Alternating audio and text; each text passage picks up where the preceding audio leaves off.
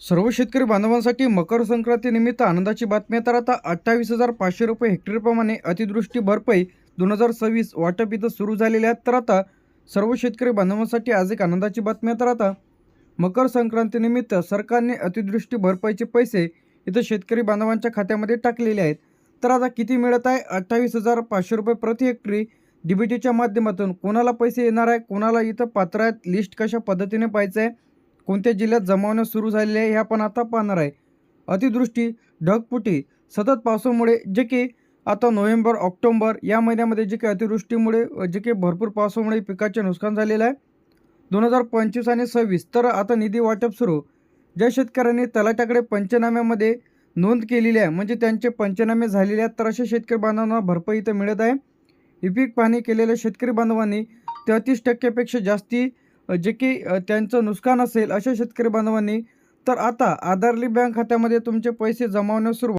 तर आता ही जी भरपाई आहे ती किती मिळणार आहे? तर यामध्ये जी काही कोरडवाहू जमीन किती मिळणार आहे? 28,500 रुपये किती मिळणार आहे कोरडवाहूसाठी. त्यानंतर इथं बागायतीसाठी 52,500 रुपये याप्रमाणे पैसे इथं मिळणार आहे. त्यानंतर फळविभाग जर असेल तर 70,000 रुपये प्रति हेक्टरी याप्रमाणे जे काही कोरडवाहू, बागायती आणि जे की इथं फळबागासाठी भरपाई इथं देण्यात येत आहे. तर 1 हेक्टर आणि 2 हेक्टरच्या मर्यादेमध्ये रक्कम इथं दिली जाणार आहे. किती? 1 हेक्टर ते 2 हेक्टरपर्यंत. तर आता अतिवृष्टी भरपाई 2026. तर आता जे काही नवीन अपडेट जे काही 2026 आलेलं आहे, तर या संपूर्ण यादी जे काही जिल्ह्यांमध्ये टप्प्याटप्प्याने पैसे खात्यामध्ये येत आहे.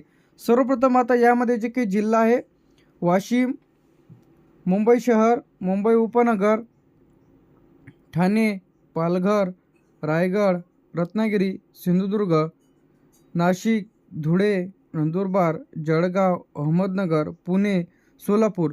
तर आता जे काही पैसे खात्यामध्ये इथं 28,500 रुपये. तर आता कोरडवाहूसाठी, बागायती आणि फळं विभागातील यांसाठी वेगवेगळा निधी आहे. तर 14 जिल्हे आतापर्यंत आपण बघितलेले आहेत. 14 जिल्ह्यांमधील तुमचा जिल्हा लगेच तपासा. त्यानंतर जे ते आपल्या यामध्ये सातारा, सांगली, कोल्हापूर, छत्रपती संभाजीनगर, जालना, परभणी, हिंगोली, नांदेड, नंदुरबार, लातूर, बीड, बुलढाणा, अकोला, वाशिम, अमरावती. तर आता यामध्ये जे काही सर्वांसाठीच गुड न्यूज आहे. शेतकरी बांधवांसाठी पैसे जे काही खात्यामध्ये इथं जमा होत आहे. ज्या कोणा शेतकऱ्यांना पीक विमा मिळालेला नसेल तर अशा शेतकरी बांधवांनी तक्रार देखील करून पीक विमा मिळवता येणार आहे. वर्धा, गडचिरोली, चंद्रपूर, गोंदिया, भंडारा, नागपूर, यवतमाळ, अमरावती, वाशिम, अकोला, बुलढाणा तर या जिल्ह्यांचा समावेश आहे. डीबीटीच्या माध्यमातून खात्यामध्ये पैसे इथं खात्यामध्ये येत आहे. तर आता खात्यात पैसे आले का, कशा पद्धतीने तपासायचं आहे? सर्वप्रथम तुम्हाला बँकमध्ये जाऊन किंवा तुम्हाला SMS देखील आलेला असेल की तुमच्या खात्यामध्ये अतिवृष्टीचे पैसे खात्यामध्ये आलेले आहे.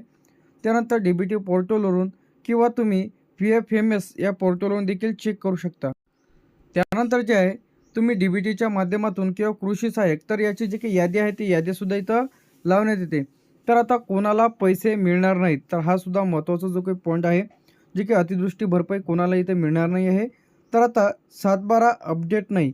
आता बरेच दिवसांपासून जसेच्या तसं त्यामध्ये काही बदल केलेला नाही, नावामध्ये चुकीचं आहे, तर अशांना पैसे तर मिळणार नाही. ई पीक पाहणी नोंद जर तुम्ही केलेली नसेल तर तुम्हाला अतिवृष्टी भरपाई तर मिळणार नाही. मोबाईल नंबर, आधार बँक पासबुक लिंक नाही. बरेच जणांच्या बँक पासबुकला आधार लिंक नाही आहे. त्यानंतर मोबाईल नंबरसुद्धा लिंक नाही आहे आधारला, त्यामुळे त्यांना इथं पैसे मिळणार नाही. नावामध्ये बदल आहे. त्यानंतर तुम्ही भरपाईचा क्लेम आहे केलेला नाही आहे. त्यानंतर डुप्लिकेट अर्ज इथं सादर केलेले आहे. पैसे न आल्यास काय करायचे? आता ज्यांना कोणाला पैसे आले नसेल तर अशांनी तलाट्याला भेटा. तलाट्याला त्याचप्रमाणे 7/12 बँकेचं पासबुक 8 हे तुम्हाला द्यायचं आहे ज्यांना कोणाला पैसे मिळालेले नसेल. पंचनामा कॉफी अहवाल, ज्यांचं पंचनाम्याच्या यादीमध्ये नाव नसेल तर त्यांनी पंचनाम्याच्या यादीमध्ये नाव टाकून घ्यायचं आहे. कृषी सहाय्यकाला भेटा. डीबीटी पोर्टलवर जा, KYC अपडेट करून घ्या. ज्यांची कोणाची KYC केलेली नसेल तर आता कोणत्या पिकांसाठी पीक विमा इथं मिळत आहे, यामध्ये सोयाबीन आहे, कपाशी आहे म्हणजे कापूस आहे, बाजरी आहे, मका आहे. तर या प्रमुख पिकांचे पैसे खात्यामध्ये इथं येत आहे.